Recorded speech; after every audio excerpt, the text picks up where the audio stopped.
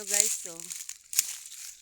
Ayan, ano yan? Bahay ng, ano kaya yan? Bahay ng ibon or ano kaya? Ibon siguro. Ang ganda paggawa, no?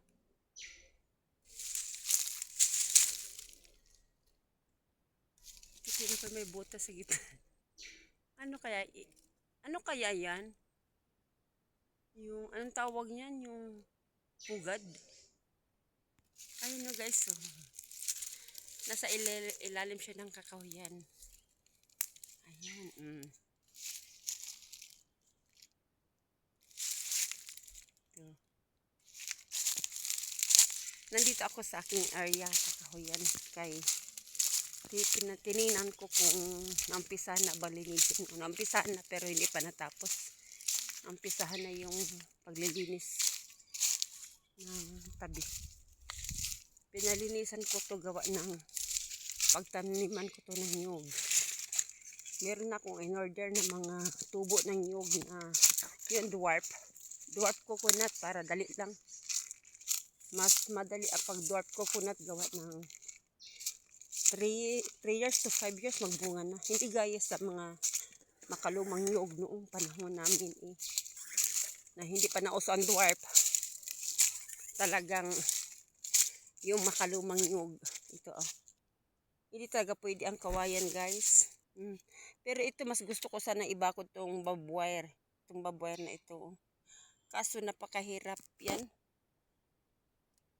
Hilain kasi may may mga tinik-tinik. Mas maganda sana yung itong ibakod ko. Pero okay na din at least. Meron akong mga panggatong. Pag may free time ako dito, pupunta ako dito dahil mga ako ng panggatong. Mataniman ko ng nyug. Yung nyug, hindi naman yung alagain. Yun ang kinaganda sa nyug. Hindi alagain. Linisin mo lang yung mga puno para hindi akatin ng mga daga. Pag namungan na, yun lang naman ang importante doon. Yan ang maraming panggatong. Kailangan magkaroon ako ng time. Paano kasi mga idol noong mga kahapon, busy ako sa aking garden. Nag-mulching ako. Tapos, pagkatapos ko nag-mulching, kayo na umaga, ano naman ako. Nagbigay ng fertilizer sa aking mga bagong tanim. Ang init dito sa amin hanggang ngayon. Nagkarabing init ano. Pahinga muna ako saglit. Dito sa puno ng kawayan. Ay, grabing init talaga. Ayan o. So, namimiss ko ang lugar na ito. Nung nandito yung mga kapatid ko. Napakasaya namin dito. Agay, upo lang muna ako lang. Yes, ito ang kakahuyan namin. Yan na yung bahay ng baboy ko. Pero, sad to say na hindi nasakop sa lupa ko yan. Kaya, iurong ko yan banda doon sa kakahuyan. Ayan. Napakatahimik dito. Sobra. Dito noong unang panahon guys, alam nyo ba na natatakot kami dito noong unang panahon. Nung kabataan pa namin kasi sabi ng lolo ko, meron daw nakatira dyan na agta dyan sa may malaking puno ng mangga. Pero may bahay din kami dito dati nung maliliit pa kami. Doon banda. Tapos wala naman kami nakita. Sabi lang ng lolo ko.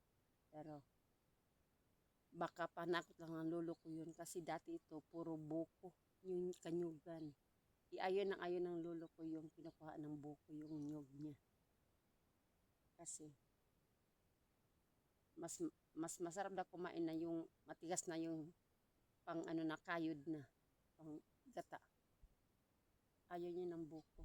Yung ng buko. Kaya siguro sinasabi lang niya yun na meron nakatira ditong agta.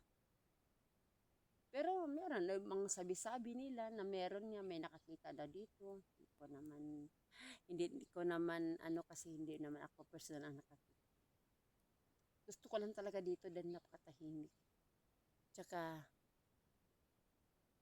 pag nagbablog ako, para bang na nakaka-concentrate ako.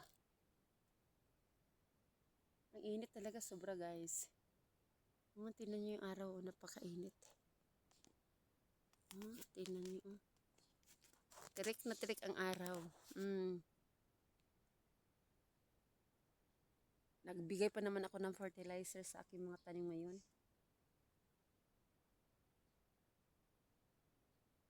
Tahimik na sobra. Pero gusto ko. Siguro nga sign na pag na tumatanda na tayo pag ganyan ba. Sabi nila sign na daw pag tumatanda ng isang tao pag mahilig na sa bulaklak at tahimik na lugar. O kasi sa syudad, ilang taon din kami nanirahan ng syudad. Maingay doon. Tsaka polluted masyado ang hangin. Hindi gaya dito, sariwa ang hangin, tahimik. Para bang yung iyo ang mundo dahil sa sobrang katahimikan. Para na ako ditong nasasanay na rin ako napunta dito. Dati hindi ako napunta dito kasi masyadong masukal. Pero ngayon na nandito na yung paglilipatan ng aming mga alagang baboy, nasanay na din ako punta dito. Pero ang madalas na nandito yung yung boyfriend ko, gawa siyang nagtatrabaho dito. Ako napunta lang ako dito pag minsan sinasama niya ako, kumuha kami ng kahoy, sabag siya nagpapanday. Ako naman nangunguhan ako ng panggatong. Dito. Tapos nung umuwi yung mga kapatid ko, dito kami talaga nagtatambay magkapatid nung last uwi nila. Ang saya-saya namin. Yung bang magkapatid na bihira lang magkita, talagang namimiss ko ang bawat isa sa amin. Kasi matatanda ng kaya kami. Bihirang-bihira pa kami magkikita. Yun ang mahirap sa pamilya na magkalayo-layo. No? Sa amin magkapatid, ako lang nandito sa probinsya. Yung dalawa na sa Manila. Yung kuya ko nawala na. Yung talo kong kapatid na sa Hong Kong OFW sila. Kaya bihira lang makauwi. Every 2 years lang sila makauwi dito sa Pinas. Tapos hindi naman sila dediretso dito sa amin sa probinsya gawa ng ang mga pamilya nila nasa Manila. Bukod lang yung isa kong kapatid. Dito ang pamilya niya. Yung kapatid ko kasi babae. Yung mister niya at yung mga anak niya naiiwan dito. Pero yung mga anak niya, yung iba, nag-aaral kasi kaya wala din dito, nasa Cebu, Tagbilaran. Totally ako lang saan nandito kami mga kapatid, ako lang nandito. Kaya nawiwili na ako dito sa probinsya. Sabi ko sa kanila, mas masarap tumira dito sa probinsya. Sila naman, parang ayaw nila kasi daw, takot sila pag nakasakit, malayo sa doktor, malayo ang bayan, malayo ang hospital. Pero, dati ako, yan nila kinakatakot ako dati na uwi dito sa Bohol na malayo ang hospital, paano nakasakit ang anak ko. Pero noong nakauwi na ako dito, ang laki na ng pinagbago. Dati walang kasi masasakyan. Walang motor na mapagsakyan. Ngayon, ang dami na motor. Tsaka may mga ospital na din o kaya health center na malapit-lapit sa aming bayan. Sa aming bayan, merong health center. Tsaka hindi na mahirap papunta sa bayan gawa ng may mga motor na, may mga sasakyan na maagad-agad na masakyan. Kaya yung mga ate ko hinakay dito, sila dito para sama-sama na kami. Pero sila hindi kasi ang pamilya nila nandoon na. Kaya ako lang mag-isa dito sa aming magkapatid. Ako lang naandito. Ayan.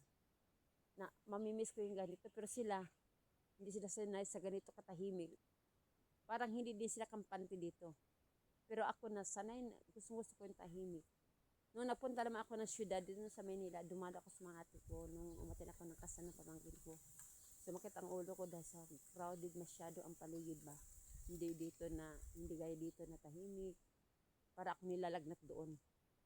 Tsaka nung nandun ako, nagmamadali akong umuwi dito, gawa ng iniisip ko yung mga anak ko dito, yung mga alaga ko, yung mga tanim ko. O kaya sanay-sanayan talaga ng mga guys kung saan ka komportable tumira.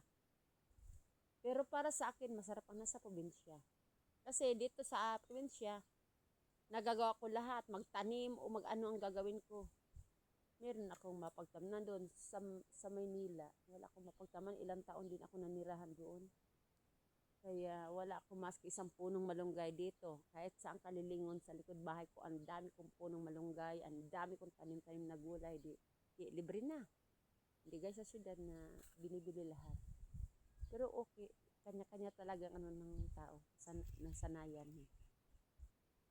Ayun guys, ang tahimik sobra no. Pero ang ganda.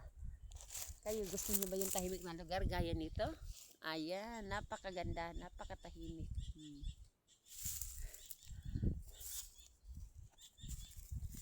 Nagpapauwi na din kaya ako. Tinignan ko lang yung kung ano nang nangyari doon sa pinatragawa ko kahapon.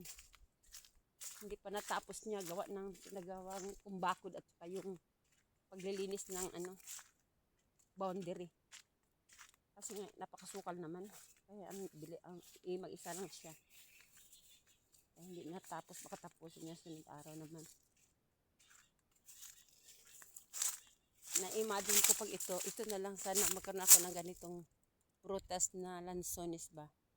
Pero hindi ito nabubuhay ang lansones dito sa aming lugar. Kasi dito, dalambis na ako natanim ng lansones dito na seedling. Nabuhay sila pero nung kainitan nung grabing init, nung February, March, namatay. Meron akong tinanim itong avocado. Wala din, namatay din. 2 puno ang tinanim ko dito, tsaka 2 rambutan. Pero ang rambutan dun sa bahay, tsaka avocado nabuhay. Dito lang kasi hindi kasi naalagaan, hindi nadiligan. Kasi distansya mula dito sa bahay. Yan na guys. Pauwi na ako. Ayan ang mangga na sinasabi ng lolo ko na may nakatira daw agta. Ayan, yung laki-laki yung mangga na yun. Sabi ng papa ko, maliit pa sila. Mangga na yan. Yung punong mangga na yan. Yung malaking punong mangga. Yan. Punong mangga yan. Oh. Maliit pa sila si papa ko. Mangga na daw yan. Hanggang ngayon. Nawala na ang lolo ko. Nawala na ang mga magulang ko. Pero ang mangga nandiyan pa din. Yan ang sinasabi ng lolo ko. May nakatira daw ng agta. Inimagine ko yung agta. Yung sabi yung malaking tao daw. Na maitim. Na mahaba ang balbon. Ayun ko din. Hayaan mo natin kung dyan may nakatira. Basta hindi lang nanggagalaw sa atin. Walang problema yon. Di ba guys? Ayan, pauwi na ako. Mainit masyado. Nagpahinga na din ako gawa ng mamayang hapon. Tapusin ko ang aking gawain sa garden. Tignan nyo kung gaano ka-green. Ang palibot dito ang bahay namin ito. Itong portion na ito, bahay namin dati yan. Maliliit pa kami.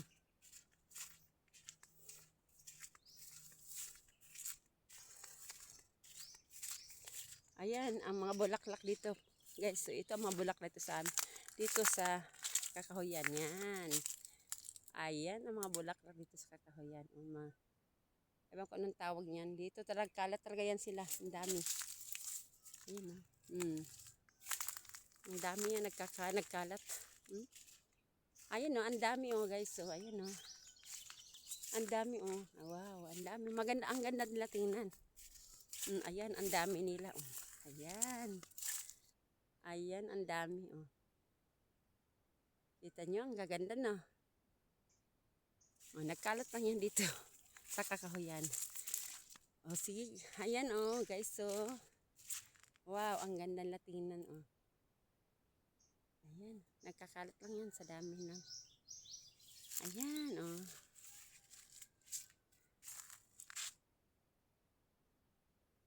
Okay guys, thank you so much. Have a good day.